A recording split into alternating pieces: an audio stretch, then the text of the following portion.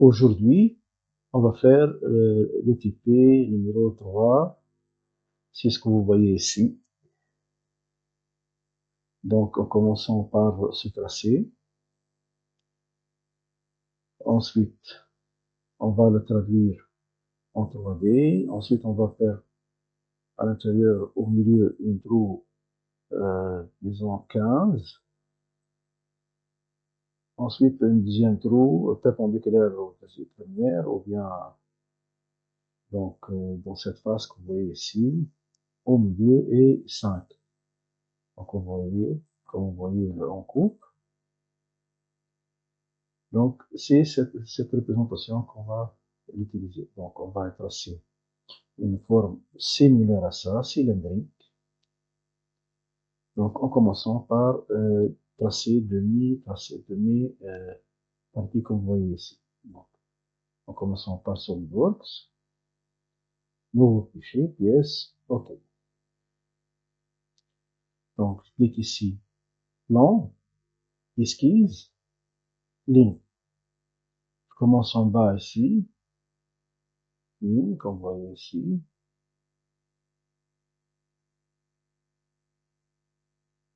J'approche pour voir le vertical et le horizontal en même temps. Voilà. Lorsque je ferme ici, je prends le menu, vous voyez ici, et clique sur géométrie de construction. Ensuite, on va faire la cotation. Je clique cette cote, la deuxième, et je prends si c'est rayon et si le diamètre, en 60. Donc, je clique ici, je clique échappe du clavier, voilà, je clique 10. Celle-là, c'est 15. 6,5.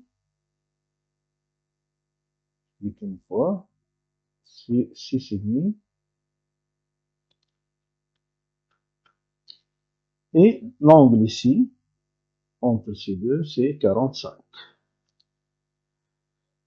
Donc, il manque la distance entre celle-là et celle-là, c'est 22,5. Voilà. Avec ça, toutes les formes deviennent noires. Donc, déjà, c'est terminé. C'est ce qu'on appelle contracté. Maintenant, on va transformer ça en 3D. Donc, je clique sur fonction avec l'évolution, bossage avec l'évolution. Il me demande de fermer cette forme, puisque j'ai commencé ici et terminé là, donc c'est juste, voulez-vous fermer donc automatiquement la forme, ou puis je clique OK. On va créer cette forme, je clique OK, validation. Sauf que ici, je peux changer, vous voyez 90 par exemple, pour prendre un quart, ici 180 pour prendre le demi, ici 270 pour avoir le 3 quarts, ici 360 pour avoir disons, la forme complète. Je clique ici. Valide. Ensuite, je prends le milieu de ce côté ici. Donc, je clique assistant de perçage. Je choisis la troisième. Je choisis un symétrique. Taille de perçage. Ici, 15. Je choisis 15.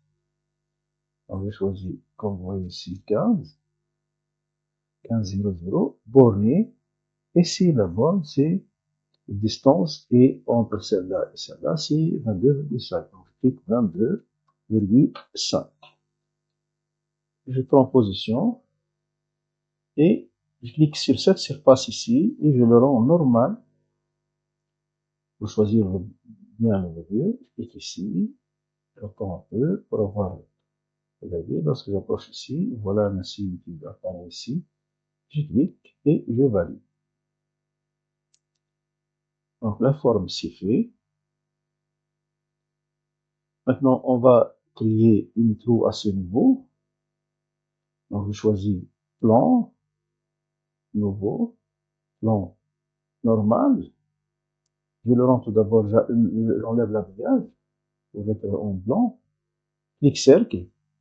Maintenant, avant, j'ai plusieurs positions. Ou bien que je positionne ici, par exemple. Je donne la distance 5. Ensuite, je place un axe ici, entre ces deux ici. Voilà. Et je clique sur cet axe. Et je maintiens le bouton contrôle du clavier et je clique ici. Et non, c'est pas, j'ai oublié. Donc, je clique sur cet axe. Je reviens, je clique sur cet axe. Je clique sur le centre ici. Voilà. Donc, ligne et point. Ensuite, je clique sur cet axe ici, point milieu. Donc, milieu. Voilà. Donc, avec ça, je peux positionner directement. Donc, cercle. Ou bien que je commence par ligne, ensuite je mène le cercle au bon endroit. Je valide. Vous voyez. Elle se trouve ici, cercle au milieu. Donc, je reviens au habillage normal.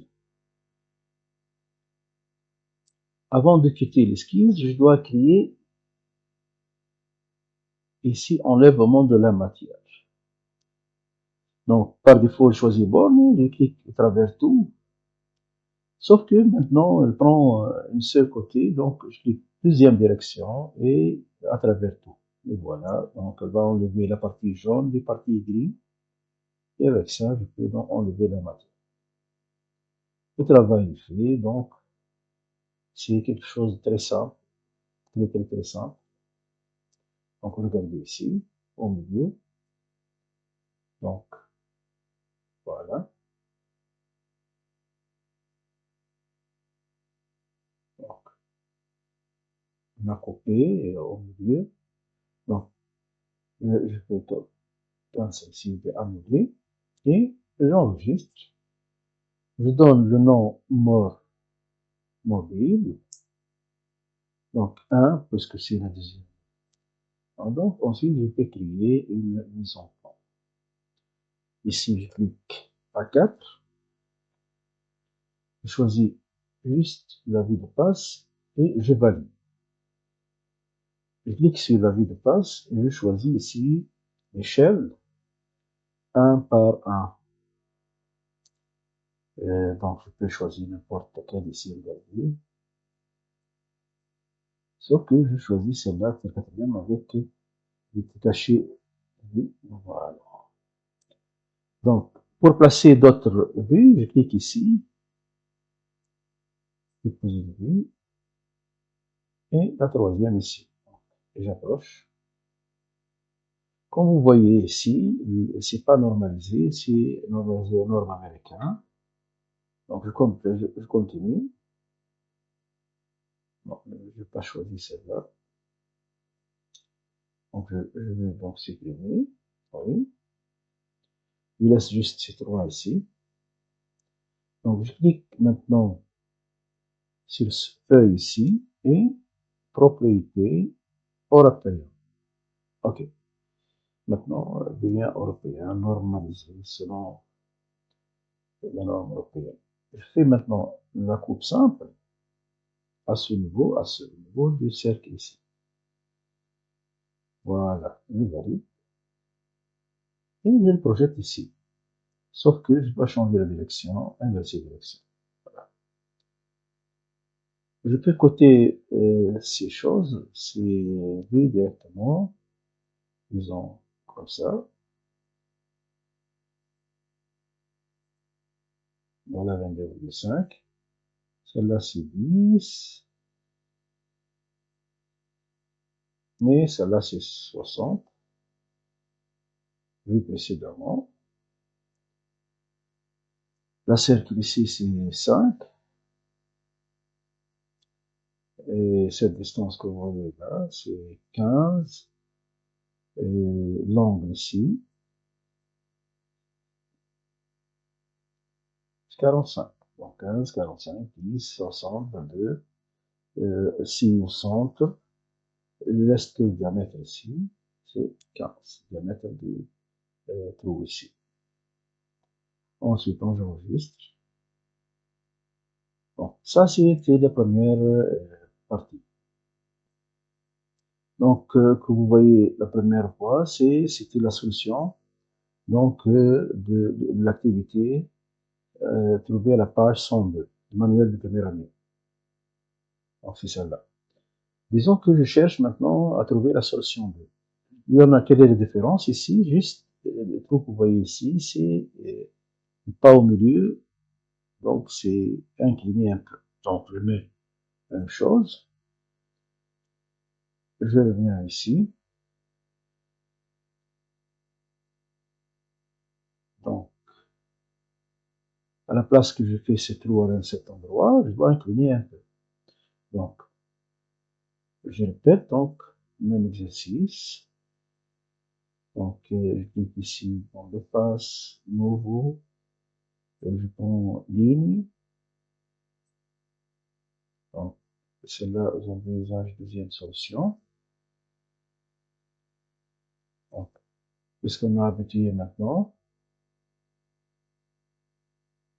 donc je clique ici, je reviens en distance, celle-là c'est 15, ici c'est 10, entre ces deux ici, c'est 22,5, je valide, cet l'angle ici, voilà, c'est 45, et cette distance ici, c'est 6,5. Voilà. Donc, il reste cet angle, cette distance entre celle-là et celle-là. Dans cette côté ici, c'est 60. Maintenant, j'ai terminé tout, c'est bien. Je quitte l'esquisse, ou bien je dois créer une révolution. Je clique ici. Voilà, on charge l'axe ici que vous voyez là, je valide. Donc, deuxième chose, je dois faire une trou à l'intérieur. Donc, je répète, assistant de perçage, puisque déjà c'est programmé l'assistant de perçage. Donc, je clique juste position. Je clique ici, ensuite, je clique normal. Je choisis, j'approche ici pour avoir le centre, voilà, et je clique, je valide. Maintenant, j'ai fait le tour, vous voyez. Donc, on va ajouter plan de passe normal tout d'abord, ensuite plan de passe, créer une esquisse. Maintenant, on va créer deux axes, comme ça. Donc, je définis d'abord en habillage. Voilà. C'est la première et la deuxième ligne qui se trouve ici, à une distance 15. La distance 15 c'est-à-dire 7,5. Donc voilà. Donc ici, 7,5. Donc on va faire juste à côté du trou. Donc, et je prends le cercle maintenant, et j'approche ici pour avoir le milieu, voilà. Voilà le point du milieu, je clique, et je fais 5.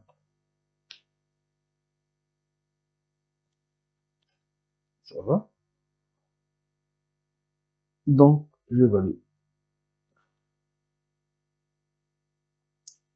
Avant de quitter l'esquisse, je dois enlever de la matière en extrudant. Je choisis à travers tout, deuxième direction encore. Je reviens à l'habillage normal.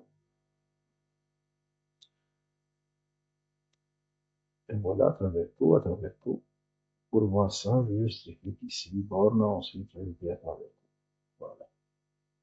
Vous voyez, on doit enlever la partie jaune du partie. On va enregistrer, même nom. On donne 3 maintenant. 1.1. Je fais créer une mise en plan. Vue de face. Regardez où se trouve le trou. Mais pas au milieu maintenant, juste à côté.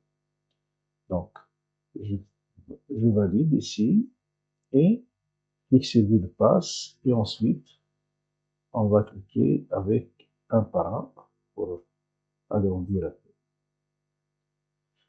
Ensuite, pour les autres vues, vue projetée, J'approche ici et j'ai une deuxième ici en perspective. Je clique maintenant ici, je donne les hachures, les parties non vues et j'ajoute, regardez maintenant tout comment on vient, je touche juste une partie de la tangente et une partie à l'intérieur. Donc je fais couper en coupe. Maintenant on va faire la même chose, c'est-à-dire comme ça ou bien comme ça. Bon.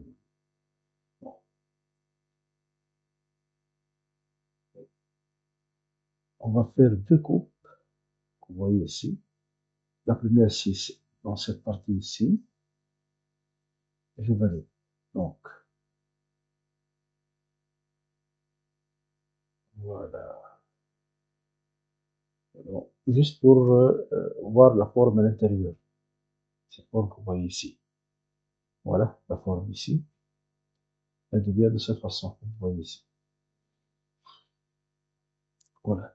Et je fais une autre coupe à ce niveau. Donc, je valide celle-là et je vais une autre coupe horizontale à ce niveau, juste à titre d'indication. Donc, je valide tout d'abord. Et j'inverse la direction. Voilà. Juste pour voir le passage de cette roue ici. Comme ça dans cette partie et dans l'autre, c'est le nom de la pièce. Je fais enregistrer. Normalement, je dois ajouter des dimensions, donc sauf que c'est pas la peine, je dois enregistrer. Maintenant, on va faire la troisième solution, c'est cette solution que vous voyez ici. Cette solution, c'est une solution, on n'est pas simple, mais on doit suivre les étapes de travail. Donc, pièce. Donc, ici, plan de face, esquisse. Je prends ici. Donc, je commence par ce point ici, de même représentation, vue à l'avant.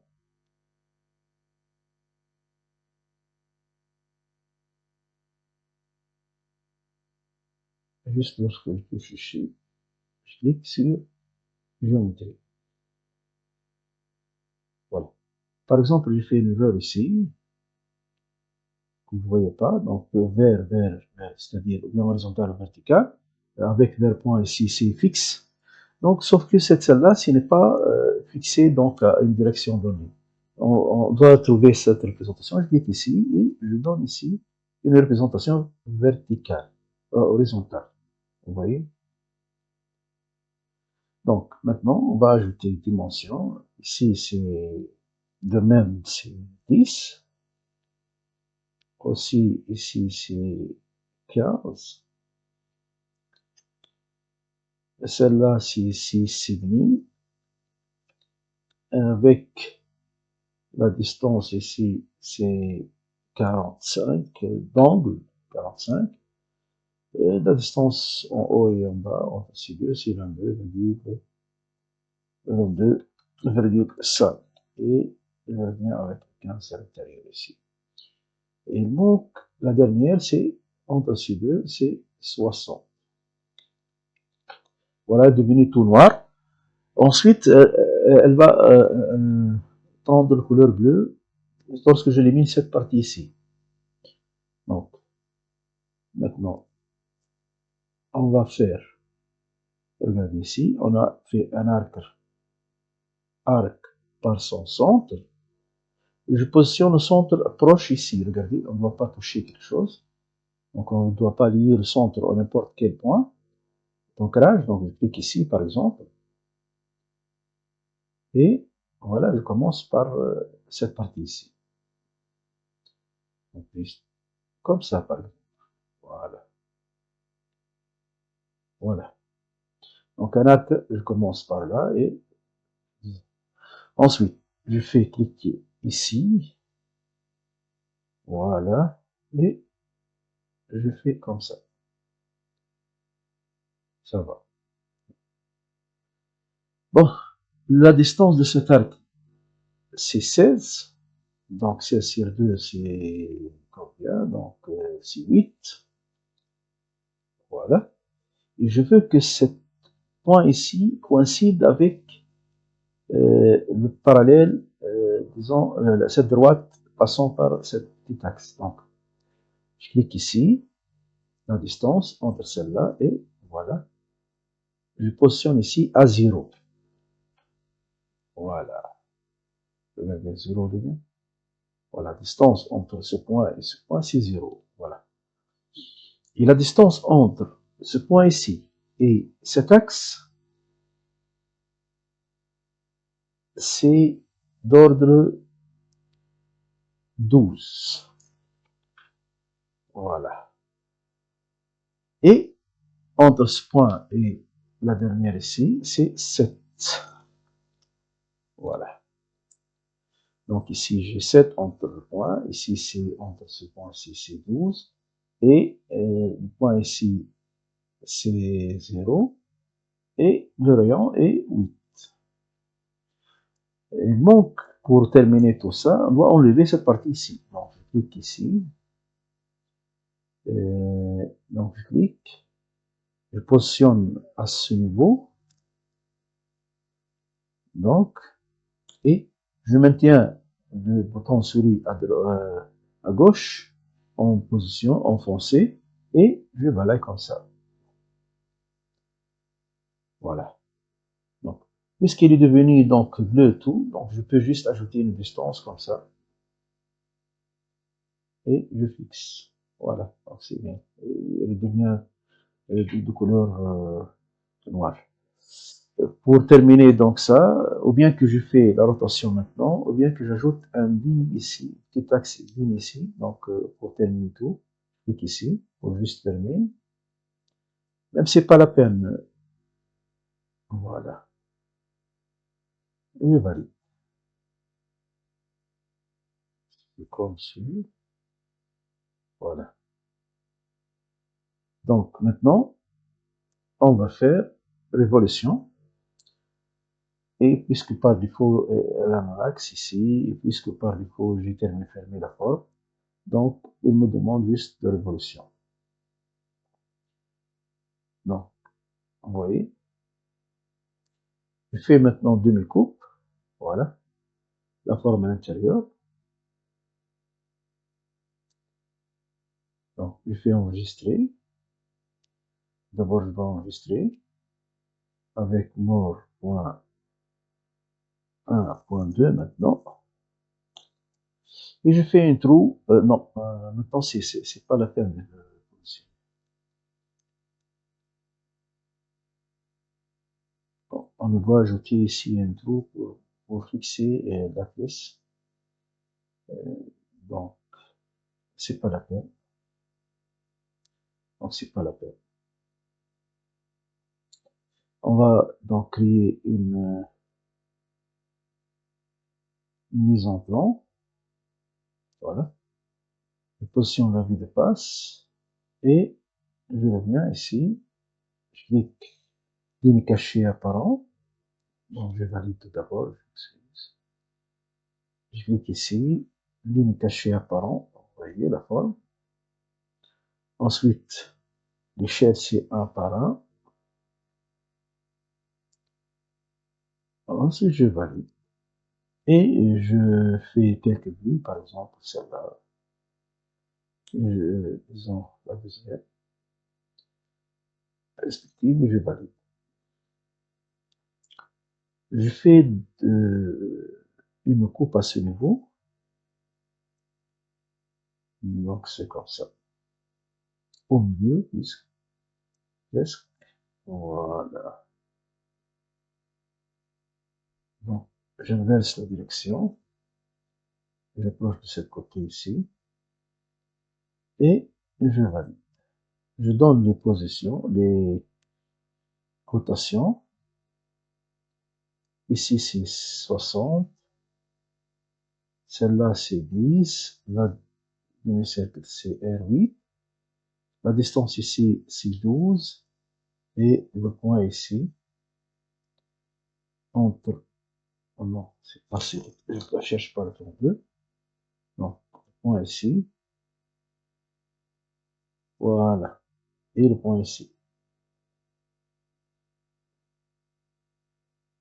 Vous voyez? Donc c'est 7, 12, 8.